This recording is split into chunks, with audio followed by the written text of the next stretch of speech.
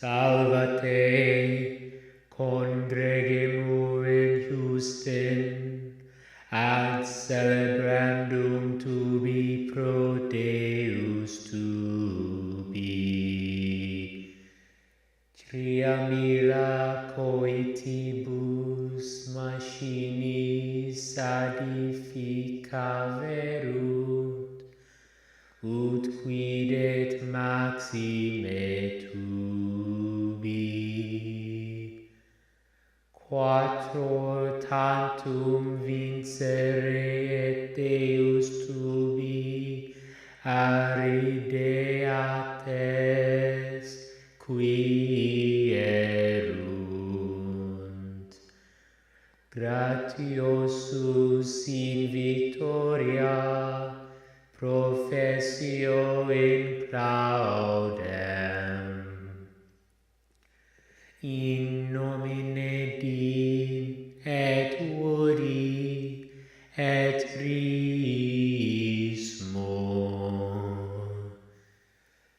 Amen. This championship was everything we hoped for and more. 600 of the best teams in the world stretched this game to its absolute limits. Defense wins championships, but sometimes the best defense is a really good offense. Since all these teams have high-powered machines, a ton of these matches came down to speed and unforced errors. 8 divisions hoping to produce a champion alliance. Let's see how they fared. Starting off with Archimedes. The 1-seeded Denim Venom and the Roboteers took on 5-seeded Brave Bots and Onyxtronics. Honestly, I did not see this matchup coming. I thought the Roboteers were gonna be number 1 all the way. Finals 1 was close and clean, but Finals 2 was less so. The 5 seed looked to force the tiebreaker with 7 top tube and auto and 3 beautiful finger rolls from Onyxtronics. You know Algae is king when the Roboteers of all teams cycles it. All of their playoffs at their regionals were all tube. They got their soda machine working for cycles as Blue struggled to keep up. Onyx couldn't get a hold of Algae, which took seconds off of the clock. Blue left the level 2 open, but Red maxed out the reef and filled that trough to beyond capacity. Red got the triple deep, and Gear It Forward almost got up for a triple for Blue. 10 more points would have helped, but this was over with the trough, and the 1 seed got the 31-point dub to advance to Einstein. The 5 seed took on the 2 seed at the Curie division because who says the 1 seed has to have all the fun? CPR and Ratchet Rockers versus North Gwinnett Robotics and Tool Cats. The Pacific Northwest absolutely cooked at Worlds, and I'm glad we showing up. CPR cooked in a division with the likes of Super Duper, Robochargers, Rush, Hot, Gur, and Hawaiian Kids. But you gotta finish strong. The 5 seed got the huge win in Finals 1 after Rockers chased a rebound, but got caught in between Blue Bots and Blue Zone for penalty. And then they bottomed out on that piece of algae that they chased. That 2-on-3 mismatch led to the 61-point stomping. Blue had the small advantage in Finals 2, with Rockers and Tool Cats going 1 tube, 3 algae and auto. Beautiful, love the algae autos. The alliances tied at the barge, but Blue had faster tube cycles, giving them more time to work on the trough. Ratchet and Lightning Robotics couldn't keep up with the 2-pointers as drops and D-scoring kept points off of the board. Both sides got the triple, but the trough points did enough for the 5 seed to advance with the field high score. The 6 seed and the 5 seed went up in the finals for the Daly field because who says the 1 seed has to have all the fun?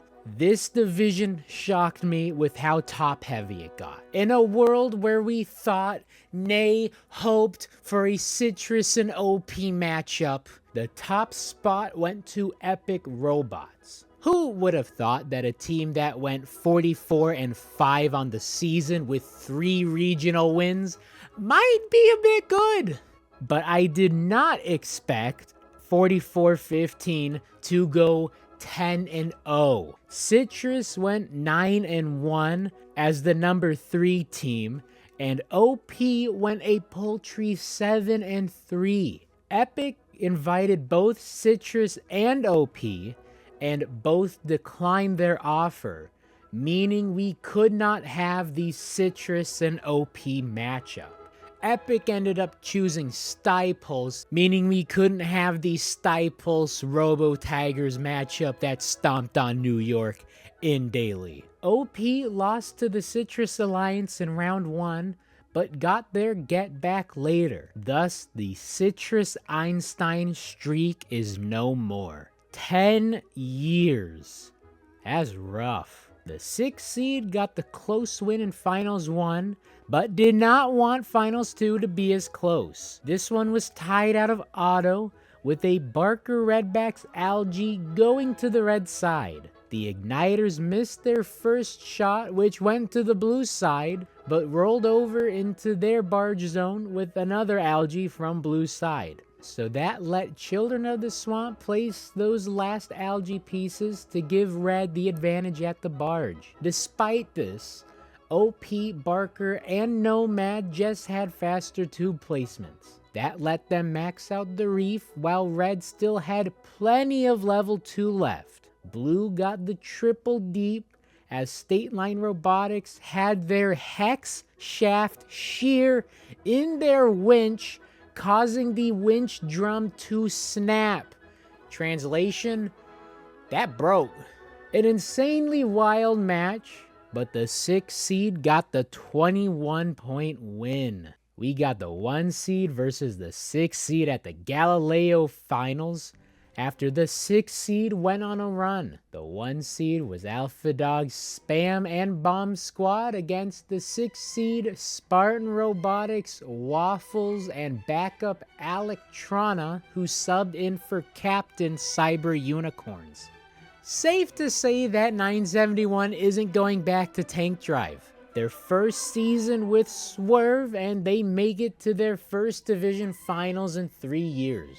The 1 seed had the lead with 7 top tube to Blue's 5, and Bomb Squad and Electrona getting Algae in as well. This one followed the script we saw all weekend: Barge first, Tube second, as Alpha Dogs almost beefed it at the processor. Red's Super Cycles cleared the reef quickly and let them build up a quick lead at the reef. Spartan Robotics played Algae Thief, but a waffle miss gave the 1 seed the chance to tie it at the barge. Those quick cycles meant the 6 seed had trouble keeping up at the reef. The 1 seed filled up the reef and filled the trough with 47 seconds left, while the 6 seed had bare level 3 pegs on the reef.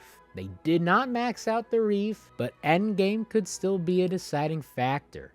Squad couldn't get a corner up, while Spam met with solid defense from Waffles. Amazing driving here in the food fight in endgame. Waffles waited until Spam spun around them and then kicked it into high gear to push Spam into the blue barge zone, causing a penalty. This also prevented Spam from climbing. The Waffles didn't get the climb either. If only, because a little penalty could go a long way, but not long enough, and the 1 seed advances by 1 point. 1 point. 1 trough tube. We got the classic 1 seed versus 2 seed for the Hopper division. Neshoba Robotics and Strike Force against BCR, Blackout, and Bumblebee. The 2 seed won Finals 1, and the 1 seed wants that tiebreaker. Red had the narrow lead with a missed Timberwolves shot that'll come back to haunt them in about a minute. Ligerbots and Neshoba filled the reef, while Strike Force did what they did best: play both sides of the field. They played mean defense on Blackout and then went back to score that missed piece of algae from earlier. The Timberwolves played defense on Red, but these bots are tough to defend. The 1 seed got the triple deep, while the 2 seed only got 2. We need a third match, because even with 8 fields, I still cannot have an easy week. Timberwolves once again missed an auto algae, but that tube set it Red's way.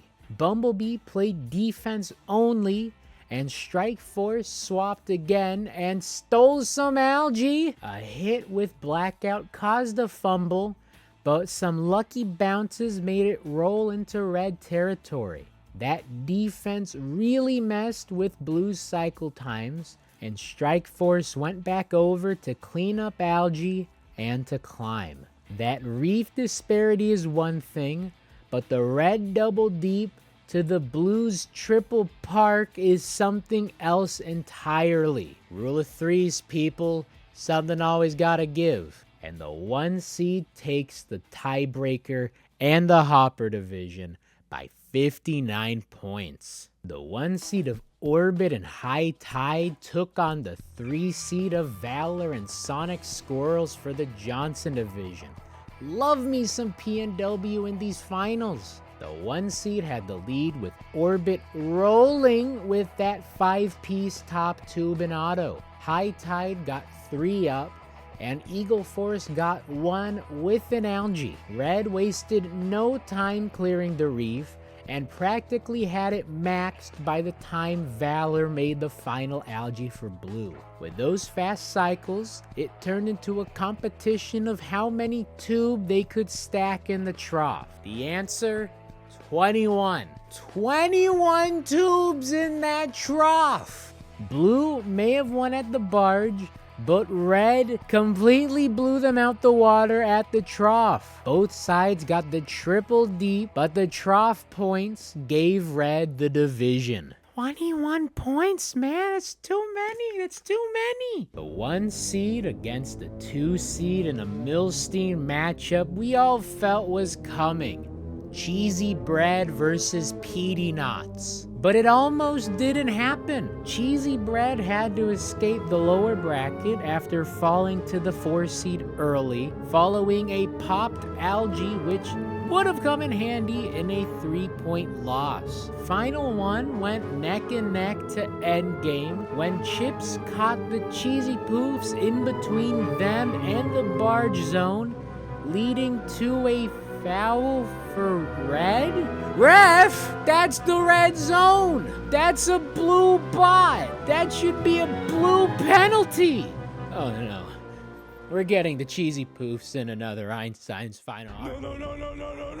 You can't keep getting it. Wait. Finals 2 had auto advantage Red with 8-7 top tube and a Texas Torque jumper beat by a Chips processor auto. That's a new one. Haven't talked about a processor auto.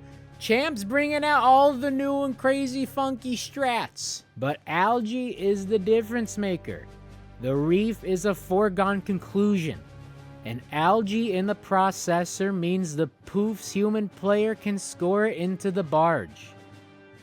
I said an algae in the processor means the Poof's human player can score it into the barge. Poofs, what are you doing? You gotta score that algae into the barge. It's points you're leaving off the board. Red missed the level 2 peg, but had an overflowing trough. Blue missed an L3 and had 2 algae unscored. Both sides got the triple deep, but Red got the 1 point win to force the tiebreaker. That's why you score that algae. You score the algae! The tiebreaker had a tie in auto with PD top tube once again just barely hanging on. That top tube just like me for real. This one was close until the poofs missed an algae which went out of bounds. Then the field crew with textbook placement, but it bounced right onto the red side. Cheesy Bread took care of tube, leaving Torque to play defense on red. They couldn't slow PD down at the station, and the Robonauts and Chips both had ground pickup. Red once again had an overflowing trough and nailed the triple deep climb. Only the poofs got up for blue, as Torque and Bread both fumbled the deep cages. Amazing how one piece of algae could have prevented all of this, because the 2 seed advanced to Einstein by 49 points. Cue the boss music for the Newton field. The duo that everyone anticipated or dreaded came to fruition. The number 1 and 2 offenses in the world joined forces because literally, why wouldn't they? The 1 seed we all saw coming against the 3 seed that I don't think anyone saw coming. Jack in the Bot and Madtown against the Mech Tech Dragons and Tech Hounds. Jacktown versus Mech Tech Hounds. The only opponent Jacktown had was the clock. How many points could they score in 2.5 minutes? Throughout their matches, we saw some truly insane scores.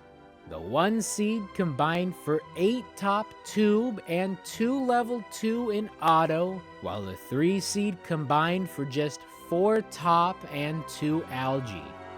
Jacktown were unstoppable with algae. Spectrum played a bit too much oomph on one shot, which gifted itself to Jacktown. Spectrum did it again. The Tech Hounds slammed those trough shots, but the rest of the reef lacked. They still had 3 pieces of algae on their reef with a minute left, while the 1 seed had it nearly filled. Maverick went to hang as Jacktown put tubes anywhere they could. Mech Tech tried cutting off Madtown into the barge zone, but they forgot to account for Big Bot supremacy. Jack in the Bot zoomed over to draw penalties from them as all the bots got off the ground. There was only so much the 3 seed could do as the 1 seed came away with the 86-point win. One by one they fell. Archimedes and Milstein first, then Hopper and Galileo, then Curie, and then Daly. There would be no return to the finals for OP. The curse lingers for another year. That's just a shame. They really deserve a championship. That left us with Johnson versus Newton. This is an insanely hyped matchup. Johnson won match 11 after Jack in the Bot shockingly fumbled the cage in endgame. The name of the game for Orbit was back-to-back championships, a seldom accomplished feat that would cement their team as a dynasty, as would be the case for High Tide. Their win with Madtown in 2023 was one for the ages, and they looked to reclimb that mountain. For Madtown, the name of the game is revenge. Having fallen to Orbit in the finals last year, they want to get their get back. Jack in the Bot simply wants their first trophy in team history, and we got all 3 matches to do it. Johnson came hot out of the gate with 9 top tube and a trough in auto. Jack's miss for 9 did land in the trough, but they needed that top spot. Everyone, and I mean everyone, filled the barge before attacking the reef. With Newton down from auto, they needed to make up the difference at the trough. With space limited, Jack and the Bot tried scooching some tube, but scooched too hard. This is what we in the biz call an oopsie. They managed to clean up most of the spill, but that's time they could have spent stacking more. Both sides got the triple deep, and Johnson came away with the narrow win. Advantage them. Johnson only got 8 top tube in auto to start finals 2, and only 8 is a wild statement for me to make. That is just how high-powered Worlds had been. Madtown's Lollipop Auto gave Newton the lead this time out of auto. Everyone stuck to the script, and Jack and the Bot did what they do best. Steal that algae! That is a guaranteed 8-point win at the barge. But Johnson had a 20-point lead from all of that tube. Jack and the Bot missed the final algae, which took the luckiest bounce back to their side. Madtown clutched it as Newton slowly but surely clawed their way back. Eagle Force tried a bit of defense, but that wasn't gonna work. The score went back and forth at the trough, meaning something big would have to happen in endgame. Jack placed a final trough tube before performing their famous quick climb. The same could not be said about High Tide. Their normally reliable taffy puller left a corner down. We need a third match.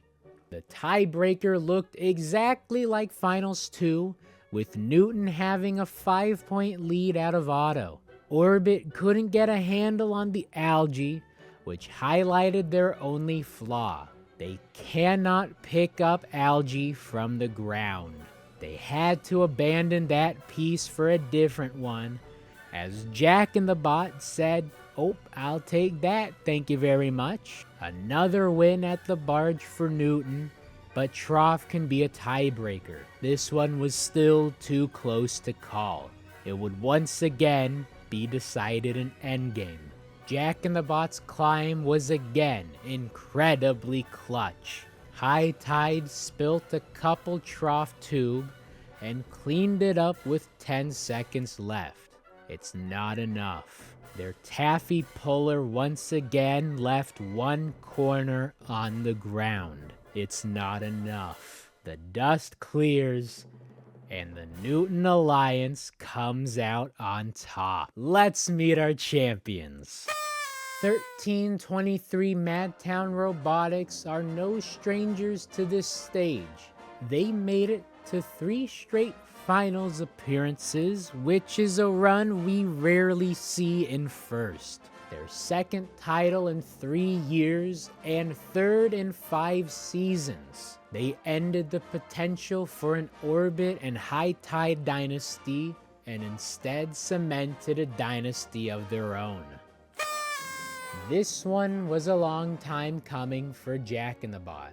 With a Lollipop Auto, quick algae scoring, smooth ground feeding, and the fastest climb in the world, a championship wasn't an if, but a who would they win it with. After first announced the fields, it was all but a foregone conclusion. Now it is a reality. 2910 has their first title in team history. Gone away are the ghosts of 2018 and 2024.